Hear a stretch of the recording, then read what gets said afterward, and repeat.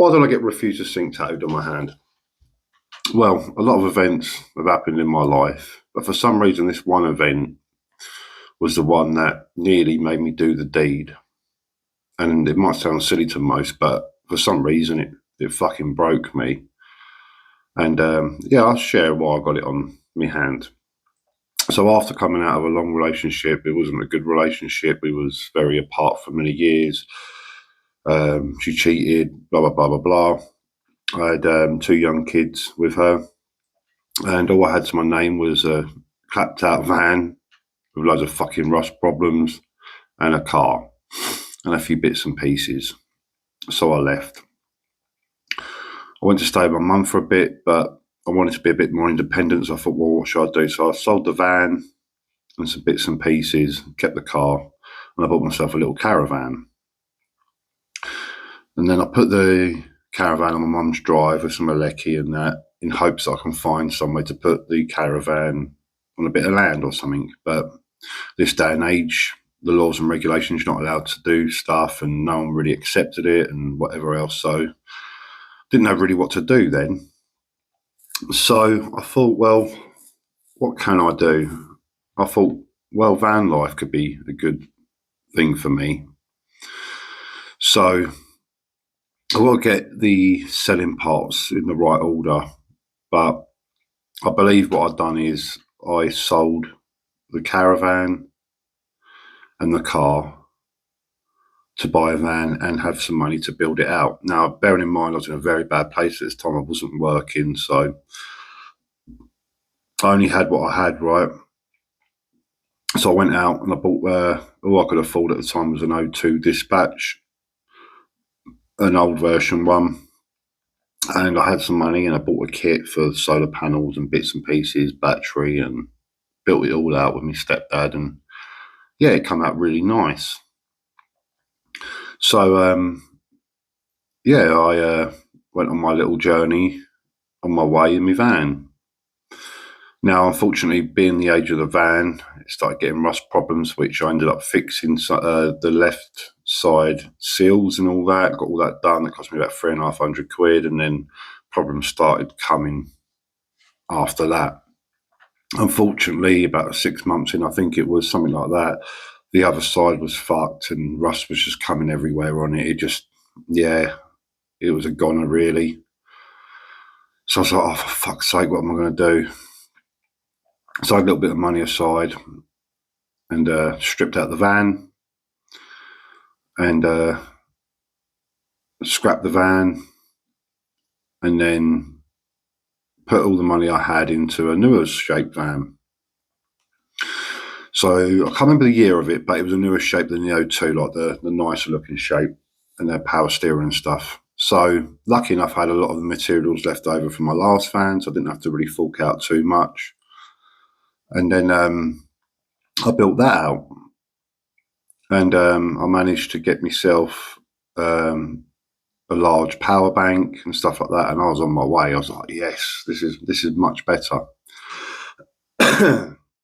Now, bearing in mind, I put everything into it, and I went on my merry way, slept in it one night, and then, yeah, I was just happy, very happy with it. I thought, right, this is my start. And this is where it sort of happened, and I don't know why. And I was driving along this road, come to a roundabout, and then smack, 24 hours. I just remember getting hit from behind. It was a total jolt forward. I was out for a couple of seconds. I come to, no one stopped, by the way. Fucking society, man. No one stopped, not one person, to see if anyone was okay. I come to a little bit, got out of the van, see that the car behind me was absolutely wrecked from the front inners, and the person in the front, because I didn't know if there was kids in the car or anything. So I had to have a look. You know, I was angry, but I had to go and see, right? And this guy was in the front and he was out for the count. Airbags wrapping his face. So I got the airbag off of him and he got out and he was sort of dazed for a good 5-10 minutes. And I had to ring up the services, right? Because again, no one fucking stopped. Couldn't believe it, right? Now I'm pissed at this point, but I haven't realised the amount of damage yet because it's all just happened so quick. And I looked at my van and it was shot to fucking pieces. It was fucking gone. The fire brigade come out and they dragged my van. They had to literally drag the van into a nearby car park. Then I realised the amount of damage that was done. It was fucked. Everything in it was fucked. The van was fucked. It was a total fucking write-off. The guy didn't really give a shit, really. He was just like, oh, I'm sorry, man. Like, I just wasn't paying attention. Blah, blah, blah, blah. Like, he knew that he could just get another car or he had money and stuff like that. But to me, it was a bit different. It was my life. It was everything I put into it. I was in a happy place at the time. And I looked at the van, couldn't open any of the doors. I managed to open the front passenger door because the other doors were all fucking screwed up, and looked inside and everything was teetotal. And I sat on that curb and I broke down and I said, that's it, I'm done. I'm fucking done. 2 vans, nothing to fuck, no money, nothing to sell. Everything that's in it's fucking gone, dead. So I rang up my family just to tell them. I was like, I'm fucking done.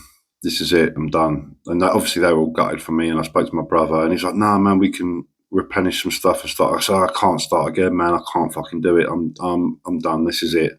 I want the recovery to take everything in that van and all my belongings because I'm out. I'm signing out. Done. My brother didn't have any of it. He would come down and he still started stripping the van, and I was screaming at him, leave the fucking van alone. Leave the fucking shit alone now. It's gone. It's done. I'm done. The weird thing is the guy didn't actually have an MOT. He didn't get done. Didn't get arrested. Nothing like that. He went on his merry fucking way, and I just, broke. And lucky enough, I managed to get talked around and calmed down, and sort of had to go back to my mum's house, and I managed to pull my head straight just because everything was gone. There was nothing, like I say, there was nothing left.